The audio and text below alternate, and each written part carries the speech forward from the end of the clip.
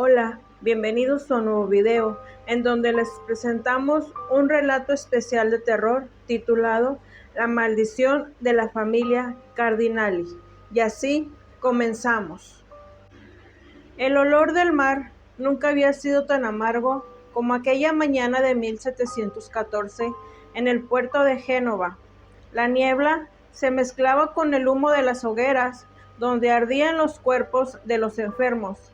La peste negra, ese enemigo sin rostro, devoraba Europa con un hambre antigua, y las campanas repicaban sin cesar por las almas que abandonaban sus casas en silencio. Entre los que huían se encontraba don Pietro Cardinali, mercader de sedas, un hombre de linaje modesto pero orgulloso, que había visto cómo la enfermedad le arrebataba en una sola semana a su esposa María y a su hijo menor. Solo le quedaban Mateo, el primogénito de 17 años, e Isabela, una niña de apenas 10 años, de mirada profunda y carácter sereno. El aire olía a sal, a vinagre y a miedo. Pietro, cubierto con una capa que ocultaba las manchas de la peste en su ciudad, se detuvo frente al barco que lo llevaría a las Indias, a ese nuevo mundo del que tanto hablaban los hombres de fortuna. Decían que ahí el oro se extraía de los ríos, que los campos daban cacao y maíz, y que los virreyes necesitaban comerciantes hábiles. Pero Pietro no creía en promesas, creía en la necesidad, y la necesidad lo empujó a embarcarse con sus hijos rumbo a la Nueva España, dejando atrás la tumba de su esposa y la vieja casa de su familia en ruinas. El viaje fue largo y cruel. Durante meses cruzaron un océano indiferente. Las raciones de comida se pudrieron y la peste viajó con ellos en las bodegas. Las oraciones parecían flotar sin rumbo entre los rezos de los frailes que acompañaban la expedición. Isabela pasaba los días mirando el horizonte, preguntando cuándo volverán a ver tierra, y Mateo, en cambio, miraba las manos de su padre manchadas de vino y cansancio, y juraba en silencio que algún día recuperaría lo que el destino les había arrebatado. Cuando por fin arribaron al puerto de Veracruz, el sol les pareció un fuego nuevo. El aire tenía el perfume dulce del cacao, de la caña y de la riqueza contenida que dormía bajo los templos de piedra indígena. Los locales los observaban con curiosidad, los rostros blancos, las ropas oscuras y el acento extranjero. Pietro no tardó en abrir contactos. Se instaló en el valle de Toluca, donde los campos eran fértiles y los caminos conectaban con la Ciudad de México. Adquirió una vieja hacienda que había pertenecido a un criollo arruinado y la renombró la Candelaria Cardinali, como homenaje a la iglesia donde descansaban los restos de su esposa. Durante años prosperó. Sus telares mezclaban lino europeo con algodón mexicano, vendía cacao a comerciantes españoles, y su nombre comenzó a sonar entre los mercaderes del virreinato.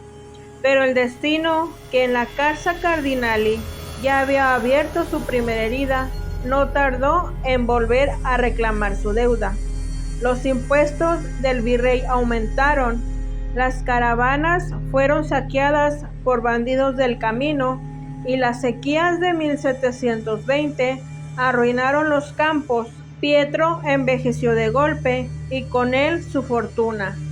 Fue entonces cuando el apellido Montalvo apareció en su vida.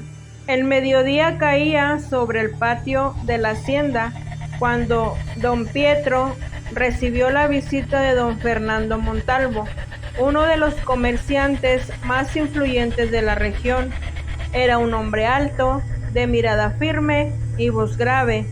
dueño de caravanas de mulas que viajaban entre Veracruz y la capital transportando cacao y plata.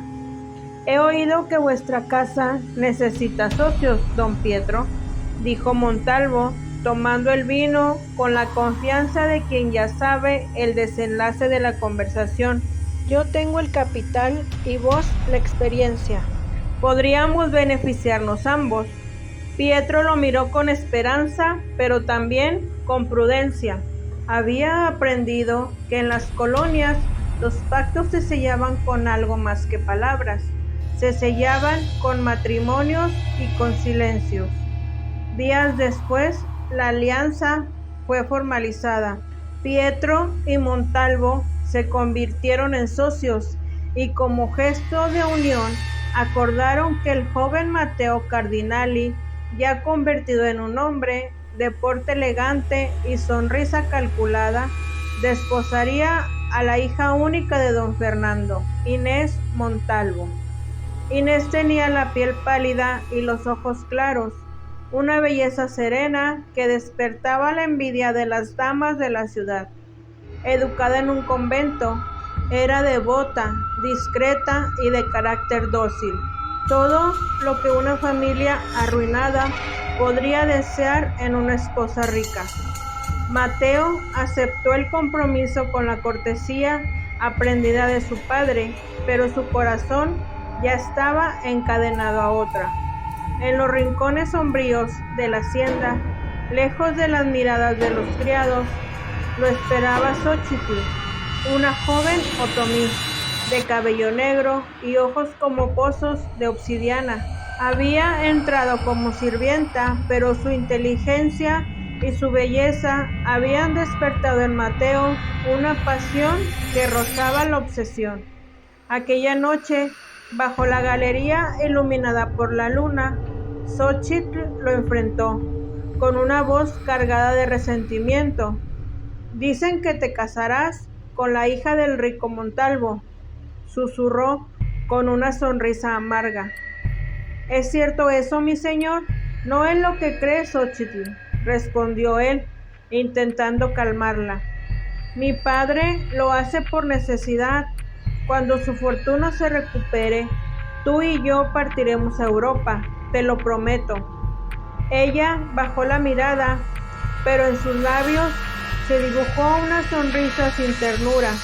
«¿Europa?», repitió, y después le dijo: «¿Y qué pasará con Inés Montalvo? ¿La dejarás viva para que te reclame?». Al oírla decir eso, Mateo se apartó incómodo. «No digas eso, Inés no tiene la culpa de nada». Entonces Xóchitl dio un paso al frente y, confrontándolo un poco, le reclamó diciéndole: «Nadie que respire te dejará libre. Si no hay esposa, no hay lazo, y si no hay lazo, no hay pecado». En ese momento, Xóchitl sacó de entre su ropa un pequeño frasco de vidrio y en su interior un líquido oscuro parecía moverse como si tuviera vida propia. «Basta una gota», susurró. «Nadie sabrá. El vino oculta todos los secretos». Fue entonces que Mateo la observó horrorizado. «¿Qué me estás pidiendo?». «Lo que tú ya deseas en silencio», respondió ella con frialdad. «Libertad». Mateo no respondió, pero aún así tomó el frasco y lo guardó en su bolsillo. Esa noche, al regresar a su habitación, Mateo no lograba conciliar el sueño. Todavía en su mente resonaban las palabras de su amada Xóchitl y de su macabra propuesta, aunque en el fondo Mateo sabía que no deseaba ese matrimonio arreglado con Inés Montalvo, pero sí anhelaba disponer de su fortuna. Los días siguientes transcurrieron con una calma engañosa. Don Pietro enfermó repentinamente. La tos se volvió cada vez más constante y el médico del pueblo, impotente, declaró que su corazón no resistiría el invierno. En su lecho, Pietro tomó la mano de Mateo y le dijo: prométeme que cuidarás de tu hermana, que el nombre Cardinali seguirá siendo digno. Lo juro, padre, murmuró Mateo, incapaz de sostenerle la mirada. Fue así que el señor Pietro Cardinali murió. Al amanecer, el eco de las campanas de la capilla familiar resonó durante todo el día y el olor del incienso llenó los corredores. Y mientras Isabela lloraba en el convento donde estudiaba, al recibir la noticia de su padre, Mateo solo pensaba en una fecha: la cena de pedida de mano con los Montalvo, organizada por su abuela Julia, para sellar el compromiso. Y finalmente el día llegó. El salón principal fue adornado con flores y velas, y la mesa larga se cubrió con manteles de lino y copas traídas de Europa. Doña Julia Cardinali había ordenado que se preparara la gran mesa del comedor principal, pese al luto reciente por el deseo de su hijo, don Pietro. Su funeral había sido apenas hace 5 días, y el recuerdo de su cuerpo inerte todavía le roía la conciencia. Pero el honor de la familia, esa palabra que para los Cardinali era casi una religión, debía mantenerse, aunque las paredes de la hacienda olieran ya a decadencia. Los criados corrían de un lado a otro. La cena sería el escenario del compromiso oficial entre Mateo Cardinali e Inés Montalvo, un evento que pretendía devolverle a la familia un respiro de prestigio y fortuna. En el comedor, Julia se detuvo un momento frente al gran retrato de la Virgen. Le rezó en voz baja, pidiendo fuerza. Sabía, aunque no quería admitirlo, que algo oscuro se movía entre las paredes de la casa. Desde la muerte de su hijo Pietro, las noches eran un desfile de susurros, pasos lejanos y el constante llanto de los perros en el patio de la hacienda. Aquella tarde, antes de que llegaran los Montalvos, vio a Mateo caminando de un lado a otro en el estudio. Parecía agitado, con el rostro pálido y la mirada nerviosa. Doña Julia se acercó a él diciéndole: «Debes tranquilizarte, esta unión asegurará nuestro porvenir». Mateo asintió con la cabeza, pero sus ojos no se alzaron del suelo. Solo respondió de manera fría a doña Julia: «Sí, abuela, el porvenir». En su bolsillo, el frasco de veneno que le había entregado Xóchitl parecía arderle contra la piel, y cada sonido que daba el reloj al marcar la hora resonaba en su cabeza como un compás de condena. Sentía la boca seca y las manos le sudaban, pues sabía que la hora decidida se acercaba. La hora de poseer una fortuna a costa de los Montalvo. En la cocina, las criadas cuchicheaban. Una de ellas, anciana, aseguró haber visto a Xóchitl, la amante de Mateo, deambular por los establos esa misma mañana, dejando ofrendas de flores secas y velas negras. Nadie se atrevió a hablar en voz alta del tema, pero el miedo se extendió como una sombra entre la servidumbre. Al caer la noche, el reloj principal marcó las 8. Los invitados comenzaron a llegar en carruajes adornados con cintas blancas. Entre ellos apareció don Fernando Montalvo, acompañado de su hija Inés. Ella vestía un traje de seda azul y un rosario de perlas. Su belleza era casi transparente, tan pura que parecía ajena a la Nueva España. Doña Julia la recibió con un abrazo maternal. «Querida niña, esta casa será pronto tuya», le dijo mientras ella le contestó: «Espero poder honrarla, señora», mientras inclinaba su cabeza con humildad. Poco después apareció Mateo. Su aspecto era impecable, el cabello recogido, la casaca negra y el rostro sereno, aunque sus ojos, detrás de la cortesía, ocultaban su macabro plan. Durante la cena, la conversación giró en torno al comercio, las sequías, los nuevos decretos del virrey y las noticias llegadas desde España sobre la peste que aún devastaba algunas regiones. La señora Julia intentaba mantener la compostura, pero el ambiente estaba cargado y las velas que iluminaban el comedor parpadeaban con insistencia, además de que un viento seco hacía vibrar las ventanas. A mitad de la cena, Mateo se levantó para servir el vino. «Permítanme brindar por la unión de nuestras familias», dijo, sosteniendo la jarra del vino. Su voz era firme, pero la mano le temblaba, apenas perceptible a la vista. Entonces sirvió vino en las copas de todos, pero solo 2 de ellas recibieron las gotas invisibles del frasco, la de Inés y la de su padre. Doña Julia observó el gesto intrigada desde el otro extremo de la mesa. Algo en el movimiento de Mateo la inquietó. Fue entonces que Mateo, levantando su copa, ofreció un brindis diciendo: «Por el porvenir de la casa Cardinali».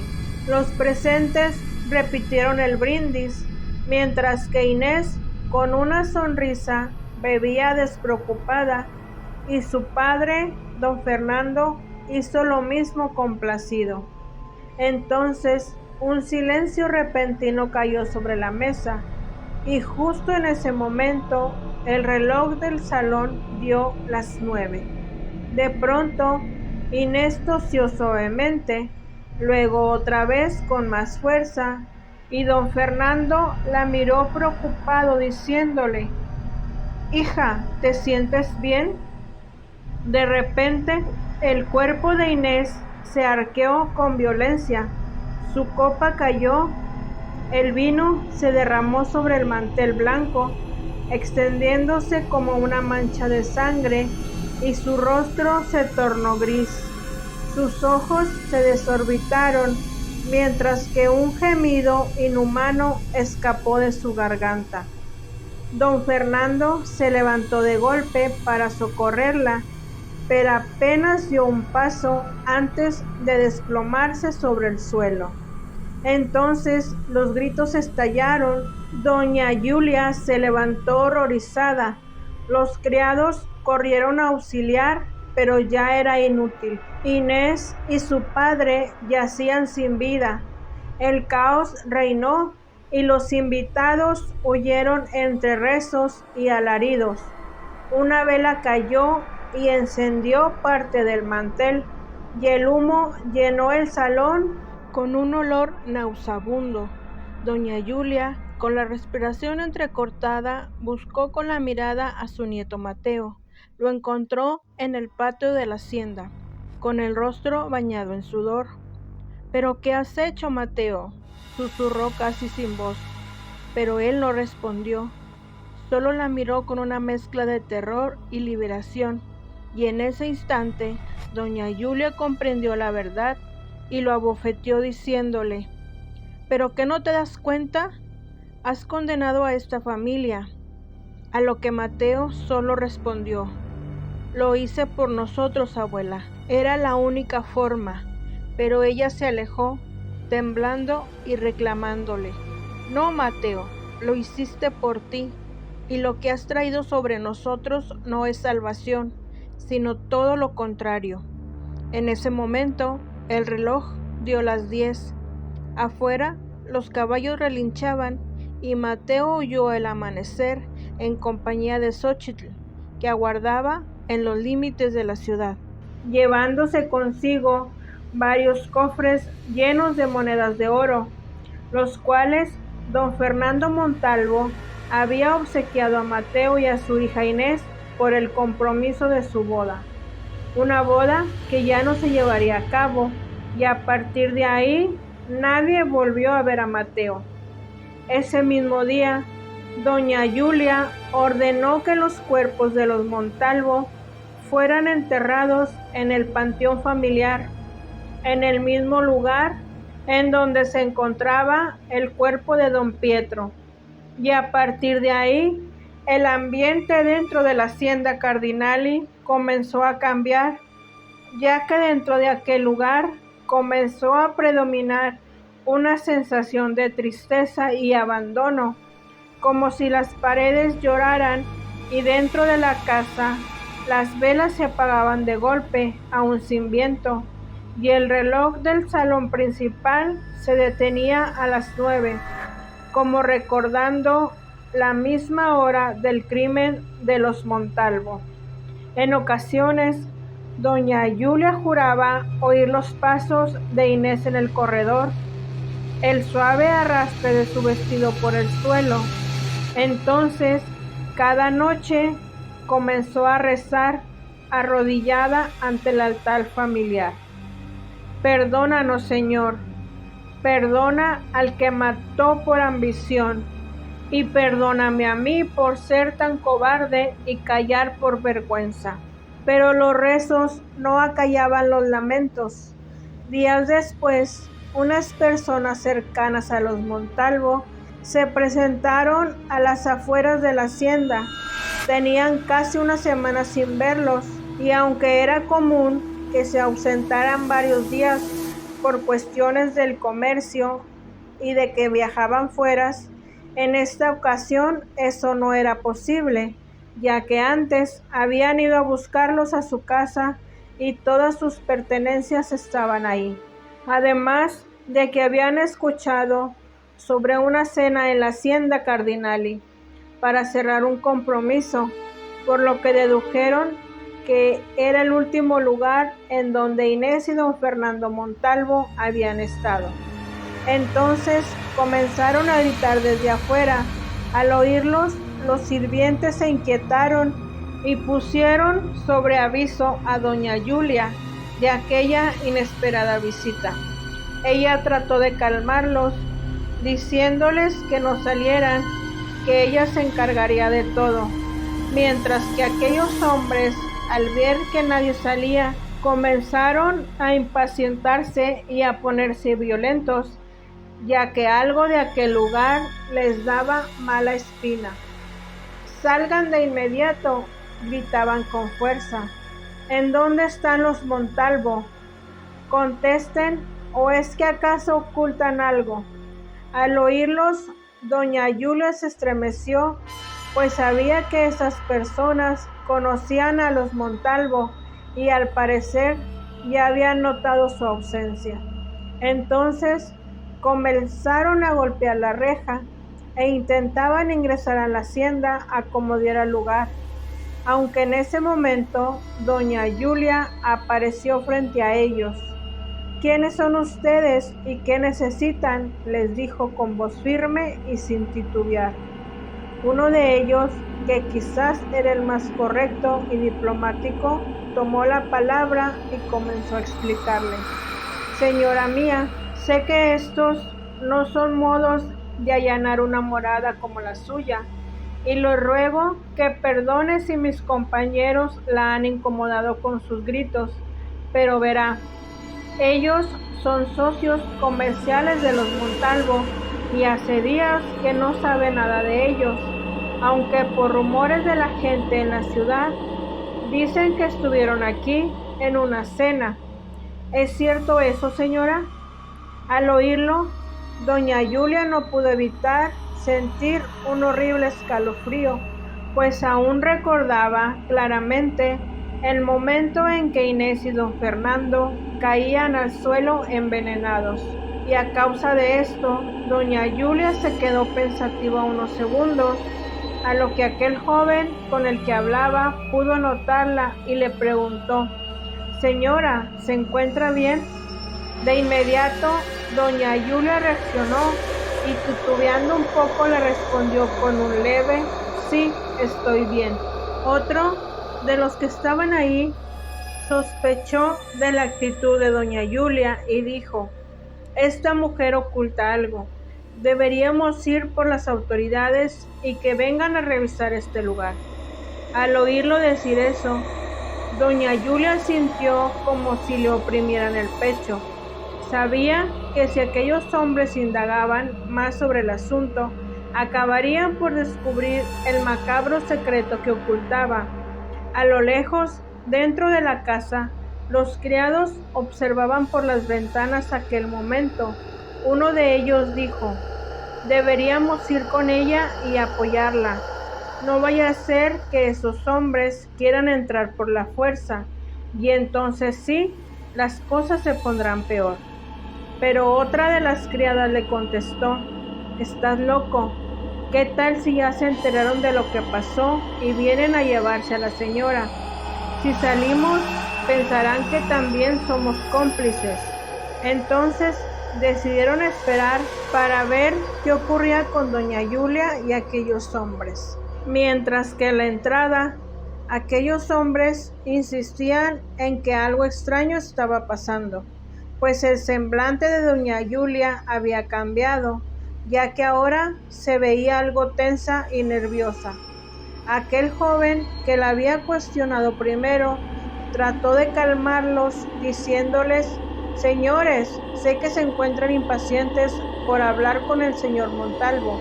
Sé que muchos de ustedes cerrarán negocios importantes con él esta semana, pero quizás la señora sepa dónde está, ¿o no es así?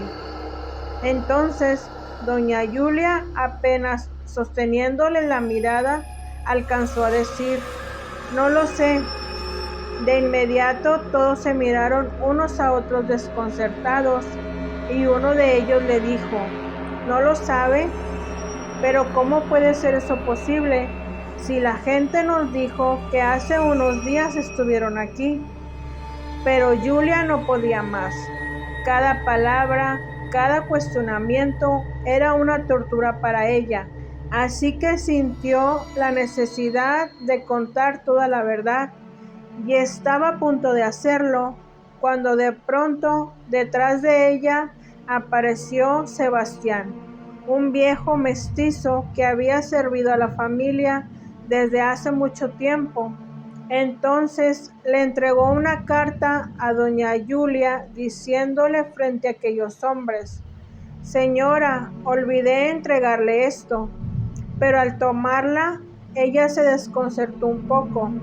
Sebastián le explicó: esta mañana, antes de partir a España con la señora Inés y don Fernando, el señor Mateo me pidió le entregara esto, y al abrirla descubrió que efectivamente era una carta de Mateo en donde se despedía de ella y mencionaba un posible viaje a España con Inés y don Fernando Montalvo. Ella se quedó pensando y recordó que unos días antes de la cena, Mateo le había compartido sus planes de viajar a Europa al lado de Inés, antes de cambiar de opinión y acabar envenenándola. El joven con el que había hablado antes se quedó mirándola. ¿Todo bien, señora?, le preguntó, mientras ella seguía leyendo la carta. Después se la mostró a él para demostrarle que efectivamente ni Mateo ni los Montalvos se encontraban en la hacienda. Al leerla, lo confirmó. La carta hablaba de un viaje, mas no mencionaba fecha de regreso. Entonces se la mostró a los demás que iban con él, y aunque no quedaron muy convencidos del todo, no tuvieron más remedio que retirarse en ese momento. Aquel joven le devolvió la carta a doña Julia diciéndole: manténgame informado si es que regresan. Ella asintió con la cabeza. Sin embargo, una curiosidad la invadió de golpe y le preguntó a aquel joven su nombre, a lo que él respondió: me llamo Aníbal, Aníbal Montalvo. Al oírlo, doña Julia casi se desmaya al saber que aún existía un Montalvo, y tratando de disimular su sorpresa al escuchar ese apellido, vio como aquel joven y los demás hombres que la acompañaban se retiraban de la hacienda. Entonces el viejo Sebastián se acercó a doña Julia y le preguntó: «Ellos no volverán, ¿verdad?». A lo que ella le contestó: «Esperemos que no, Sebastián, esperemos que no». Pero después de aquella perturbadora visita, doña Julia ya no fue la misma, y con el paso de los meses su salud comenzó a deteriorarse y los sirvientes comenzaron a marcharse. Temerosos de las voces y las sombras que llenaban los corredores, solo el eco de las campanas del oratorio permanecían marcando las horas muertas de una casa que ya no pertenecía a los vivos.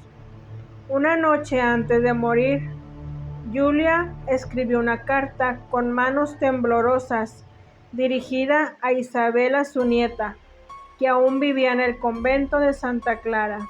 En ella no confesó el crimen, pero sí advirtió: «Hija mía, si algún día regresas a esta casa, no creas en lo que ves ni en lo que escuchas. El pecado tiene voz y la culpa rostro». Selló la carta con cera roja y la guardó en el cajón del escritorio de don Pietro. Murió al amanecer, mientras el reloj daba las 9 y el viento agitaba las cortinas como si alguien invisible entrara por la ventana. Unos meses después, Isabela salió del convento y se dirigió a la hacienda Cardinali. El carruaje avanzaba lentamente por el camino de terracería que unía el convento de Santa Clara con las tierras altas de Toluca.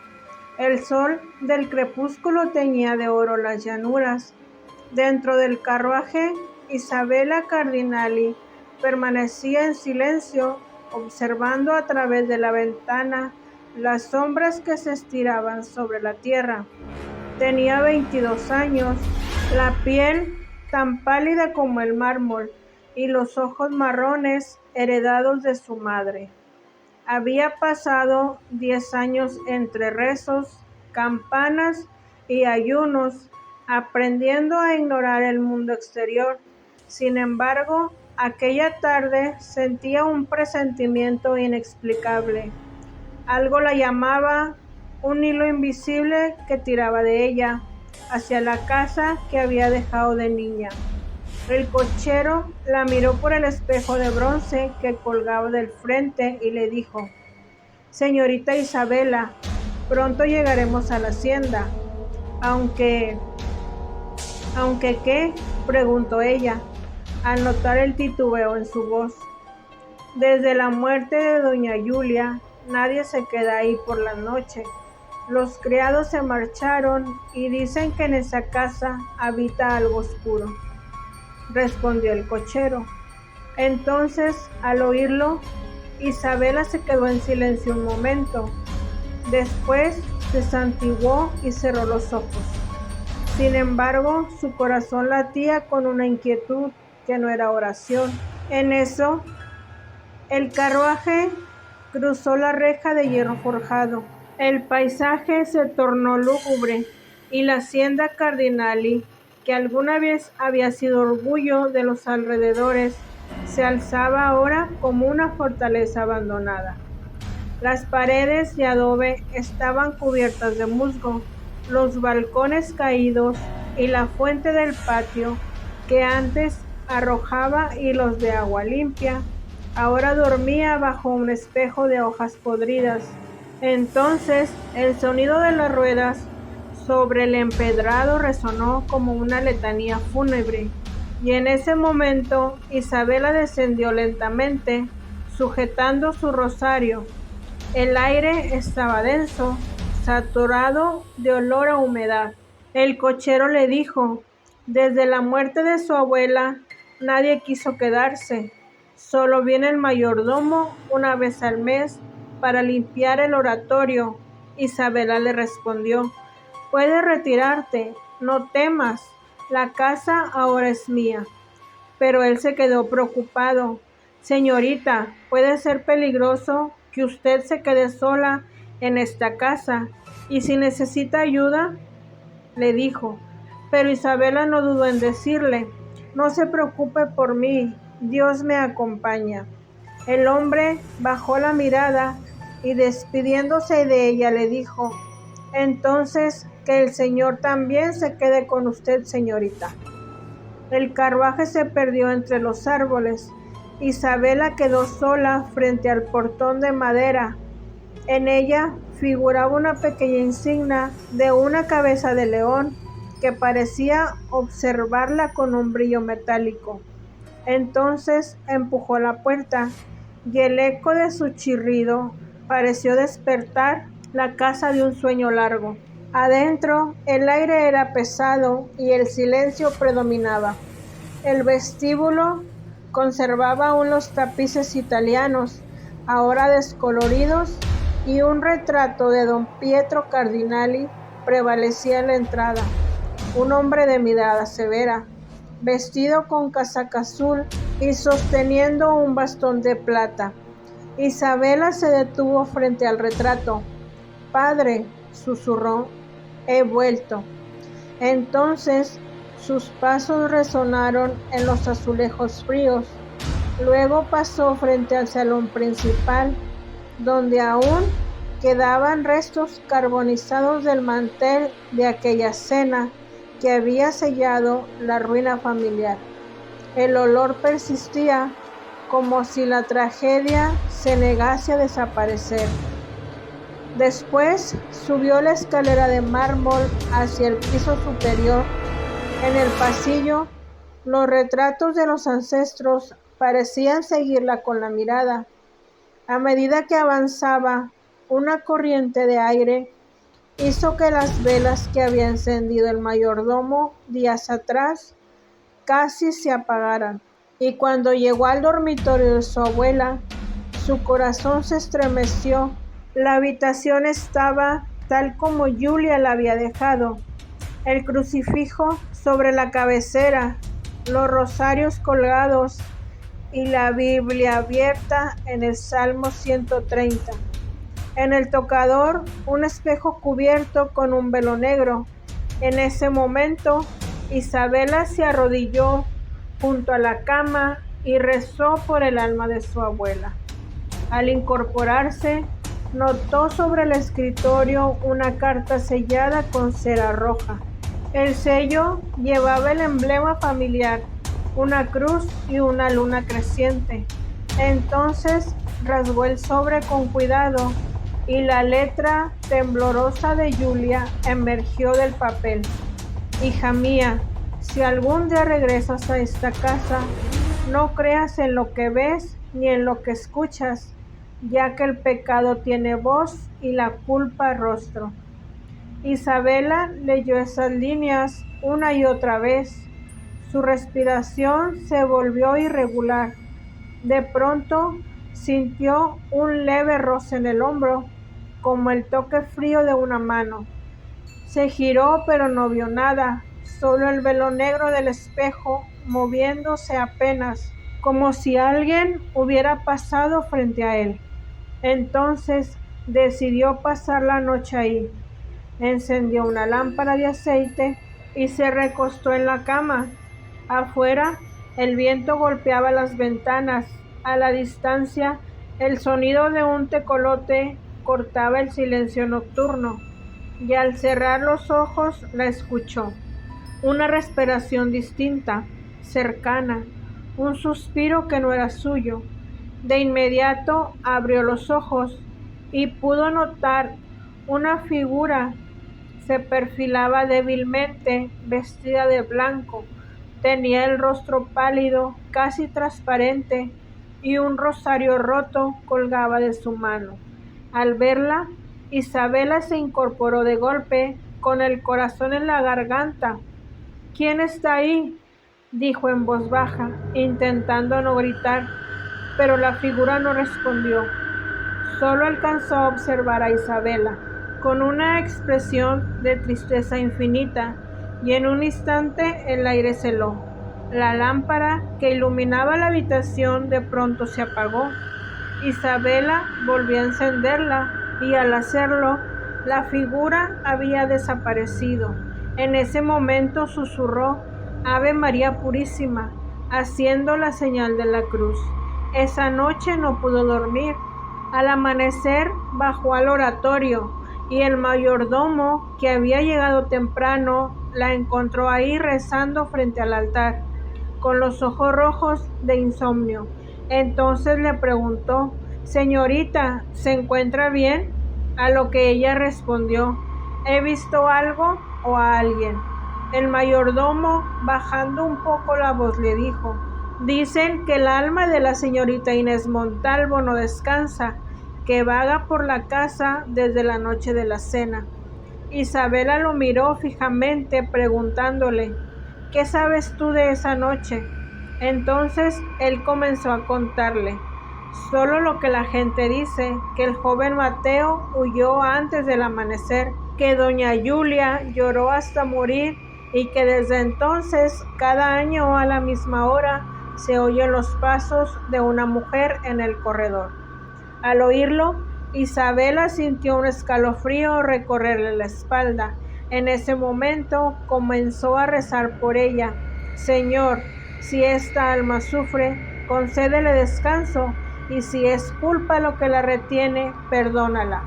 El eco de su voz se perdió entre los muros y por primera vez sintió una mirada sobre su nuca, una presencia que no se disolvía con la oración. Durante los días siguientes, la casa se volvió más hostil. Las puertas se cerraban solas, los relojes se detenían de pronto, y en los espejos se reflejaban rostros macabros, y en ocasiones, en el corredor, Isabela creía escuchar pasos suaves detrás de ella, como si alguien la siguiera todo el tiempo. Por las noches soñaba con una mesa larga, un banquete, copas que se derramaban y una mujer caía al suelo, pálida y con los labios negros por el veneno. Y detrás de esa mujer, el rostro de un hombre que reía y lloraba al mismo tiempo. Días después, Isabela comenzó a enfermar. No comía ni dormía. Entonces, el mayordomo, que visitaba la casa casi a diario, al ver el estado en el que se encontraba Isabela, decidió avisar al Santo Oficio para que ayudaran a Isabela e investigaran a fondo sobre lo que ocurría con las voces y las visiones que atormentaban a Isabela. Y así ocurrió. Una mañana, 2 hombres vestidos con sotana negra llegaron a la hacienda, Fray Alonso de Villaseñor y Padre Miguel de Salvatierra. El primero severo y delgado, con una mirada fría; el segundo más joven, con gestos compasivos, casi fraternos.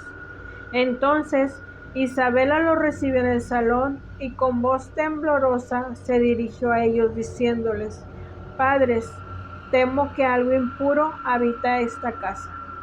Al escucharlo, Fray Alonso la observó largo rato antes de responder y le dijo: «La impureza no siempre viene del infierno, hija. A veces nace en el corazón de los hombres». Mientras que Salvatierra, en cambio, se acercó con suavidad y le preguntó: «Cuéntanos, hija mía, ¿qué has visto?».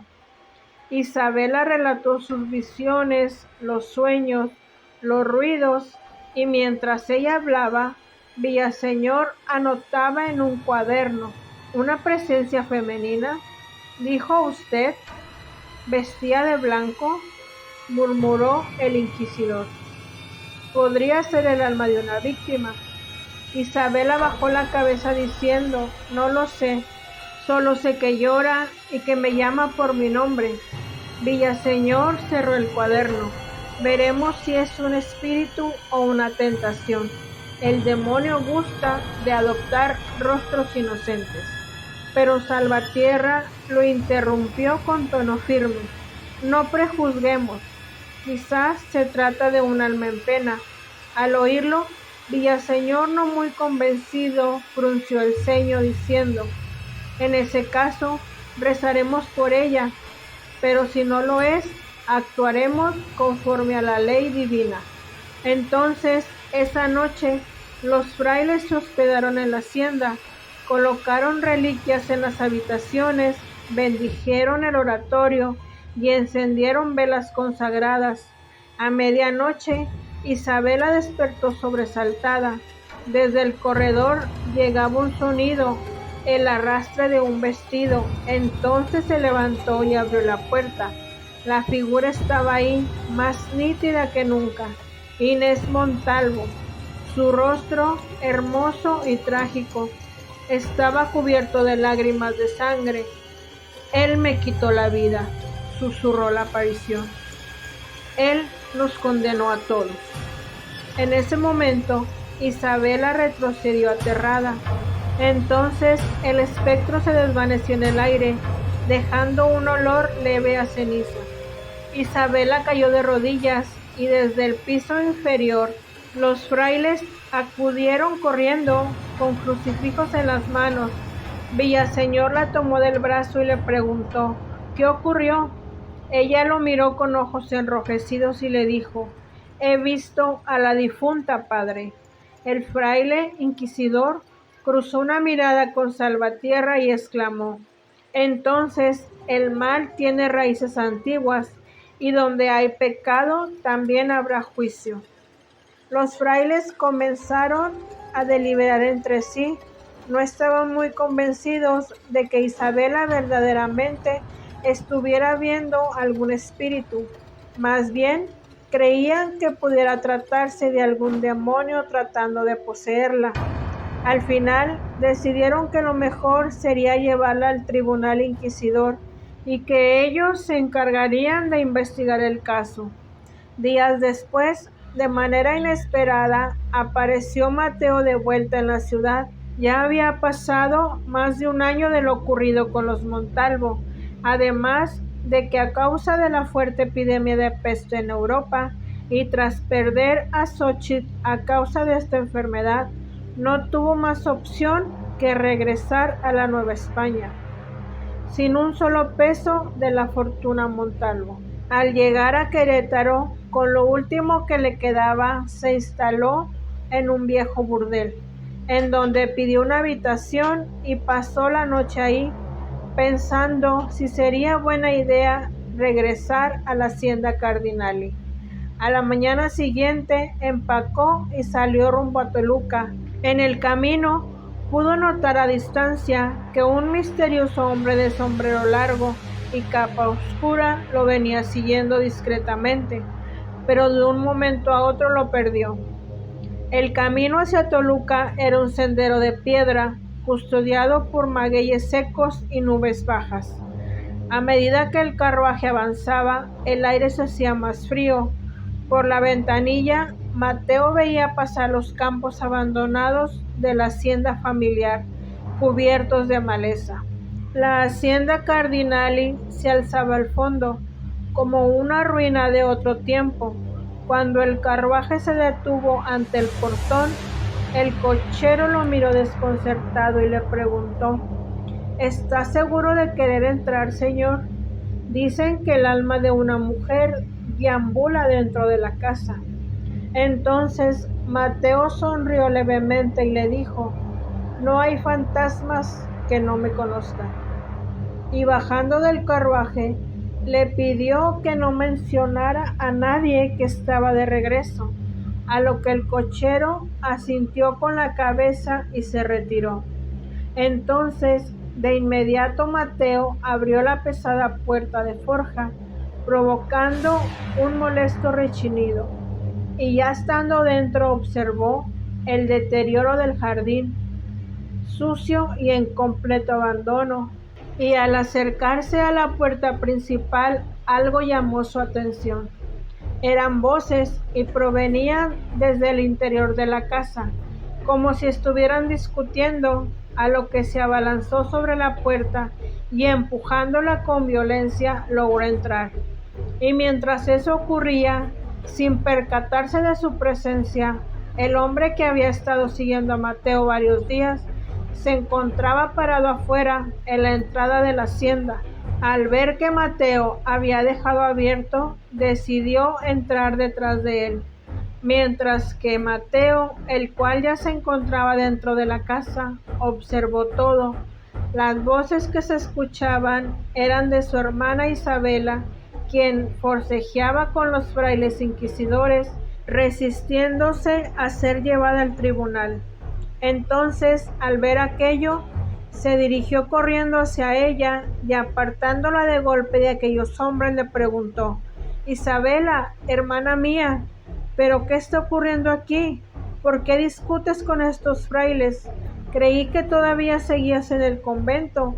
Jamás pensé encontrarte aquí. A lo que ella respondió: hace semanas que llegué, pero me encontré con la desgracia de que en esta que fue nuestra casa desde que éramos niños, ahora la habita el alma de una mujer, y dice la gente que es a causa tuya. Dime, hermano, ¿qué fue lo que hiciste? Pero Mateo, bajando la mirada, no respondió.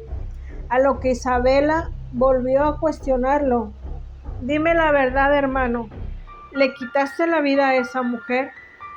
Mateo, con la cara llena de vergüenza, no sabía qué decir ante la mirada triste y llena de decepción de Isabela y los frailes, que también eran testigos de aquella escena, mientras que el hombre misterioso, que ya se había acercado sigilosamente hasta la puerta principal, abrió un poco para alcanzar a escuchar aquella conversación. Entonces los frailes le advirtieron a Mateo que era necesario llevarse a Isabela, pues temían que algún demonio estuviera dentro de ella, a lo que Mateo, harto de esconder su macabro secreto, explotó en ese momento y reveló toda la verdad ante los frailes e Isabela. Ya no soporto más este secreto. Es como fuego que me consume y necesito liberarme de esto. Yo le quité la vida a Inés Montalvo y a su padre. Aquella noche, durante la cena, vertí veneno en sus copas, y cuando al fin logré deshacerme de ellos, huí del país con toda su fortuna. En ese momento, un silencio sepulcral se apoderó del lugar. Sé que mi confesión ayudará a que los inquisidores no te acusen de herejía y que de verdad crean que el espíritu de Inés deambula en esta casa por mi culpa, le dijo a Isabela, mientras que ésta de pronto se quedó mirando fijamente hacia la puerta principal, a lo que, dirigiéndose a Mateo, le dijo: hermano, voltea, alguien está detrás de ti. Entonces, al girarse, se encontró con la presencia de aquel hombre que lo había estado siguiendo desde su regreso, el cual se mantenía parado e inmóvil en la entrada. De pronto lanzó unas palabras a Mateo: sabía que había sido tú. Al oírlo, Mateo le cuestionó diciéndole: ¿quién eres tú y cómo entraste a esta propiedad? A lo que con voz firme le contestó: mi nombre es Aníbal, último heredero de los Montalvo, sobrino de don Fernando y primo de Inés, a los que tú envenenaste, y estoy aquí para cobrar venganza. En ese momento, Mateo sintió como si el infierno se abriera ante sus ojos, comenzó a sudar frío y su rostro se volvió de terror. Entonces, al ver lo decidido que estaba Aníbal a cometer una locura, los frailes presentes intervinieron un poco diciéndole: tranquilízate, muchacho, no vayas a hacer algo de lo que después te arrepientas. Además, si dices ser quien eres, compruébalo. Entonces, sacando un pequeño emblema dorado de entre su ropa, se lo mostró diciéndoles: este es el sello de la casa Montalvo, uno por cada miembro de la familia. Nadie más es portador de este emblema, solo los Montalvo. Así que, al verlo bien, entendieron que efectivamente aquel hombre era el último de la familia Montalvo, y comprendieron que ni siquiera ellos podrían frenar sus intenciones de venganza. Está bien, muchacho, te creemos. Solo te pedimos que pienses bien lo que harás o te perseguirá por el resto de tus días. Nosotros nos retiramos esperando que esto se resuelva de la mejor manera posible. Al oírlos, Aníbal les dijo: no hay nada que pensar, mi decisión está tomada y es mejor que se retiren. Lo que va a pasar aquí no es digno de que ustedes como hombres de Dios lo vean. Augurando su intención de acabar con Mateo, entonces los frailes se retiraron, quedando solamente en aquel lugar Aníbal y Mateo frente a frente, mientras que Isabela los observaba a distancia. Aníbal le dijo unas últimas palabras a Mateo antes de atacarlo. Estuve aquí hace más de un año buscando a mi tío y a mi prima. Tu abuela me recibió diciéndome que no sabía nada de ti. Hasta me mostró una carta que supuestamente le habías dejado. Me retiré con la esperanza de volver a ver a mi familia, pero ahora me entero que todo este tiempo ellos han estado sin vida y que tu abuela me engañó haciéndome creer que estabas de viaje. Esa vieja fue una mentirosa y una cobarde igual que tú, y por eso sentirás el acero de mi espada. Te aseguro que no quedará nada de los Cardinali. Y así, de manera repentina, se abalanzó sobre Mateo con su espada desenvainada y dirigiéndola directo a su corazón. Mateo, paralizado por el miedo, no reaccionó ante el ataque, quedándose inmóvil y cerrando sus ojos. Solo esperó un trágico final, cuando de pronto un gemido de mujer hizo que los abriera de nuevo, solo para contemplar cómo la espada había atravesado el cuerpo de Isabela al intentar cubrir a Mateo del ataque de Aníbal. Y de un tirón, Aníbal desenterró la espada de Isabela solo para dejarla herida de gravedad, desplomándose al piso, mientras que Mateo, aterrado, no podía creer lo que estaba viendo, y sujetando a Isabela entre sus brazos mientras ésta agonizaba, le dijo: Isabela, ¿por qué lo hiciste? Yo debía pagar, no debías interponerte. Tú eres inocente de todo esto. A lo que Isabela, con su último aliento, le respondió: a pesar de todo lo que haya pasado, eres mi hermano y te amo, y no habría permitido que te hicieran daño. Fue algo que aprendí muy bien en el convento, a no guardar rencor. Mateo, desconsolado y con sus ojos llenos de lágrimas, besó su frente diciéndole: no te vayas, hermana, no me dejes solo. Pero ella ya no respondió. Había fallecido, quedándose con sus ojos abiertos. Entonces, Aníbal, al ver todo lo que había ocurrido y viendo a Mateo inconsolable y fuera de sí, le dijo: creo que después de todo, mi venganza se ha cumplido y tomaré su vida a cuenta de las de mi familia. Te perdonaré la vida, Mateo. Ese será más castigo para ti. Tendrás que vivir con el pesar de tu hermana hasta el último día de tu vida. Será el castigo perfecto para un cobarde. Y después, sin más que decir, se retiró, dejando a Mateo de rodillas, mientras todavía entre sus brazos sostenía el cuerpo frío e inerte de Isabela. De pronto, le pareció escuchar la voz de Inés que le decía: Mateo, esto aún no termina. La maldición que trajiste a tu familia solo acabará cuando tú también hayas pagado con tu vida. Y sujetando a Isabela, la llevó hasta una de las habitaciones, la recostó sobre la cama y abrazándola se quedó a su lado, mientras el espíritu de Inés siguió atormentándolo. Días después, El mayordomo de la hacienda avisó a los inquisidores que algo terrible estaba ocurriendo y de inmediato regresaron a la hacienda Cardinali, solo para descubrir algo perturbador, ya que al ingresar a la casa un olor nauseabundo y fétido se respiraba en el aire. Se dieron cuenta que provenía de las habitaciones en la planta alta, y al subir y revisar todos los cuartos, finalmente dieron con un hallazgo macabro. Sobre la cama, Mateo seguía abrazando el cuerpo de Isabela, el cual estaba casi en estado de descomposición.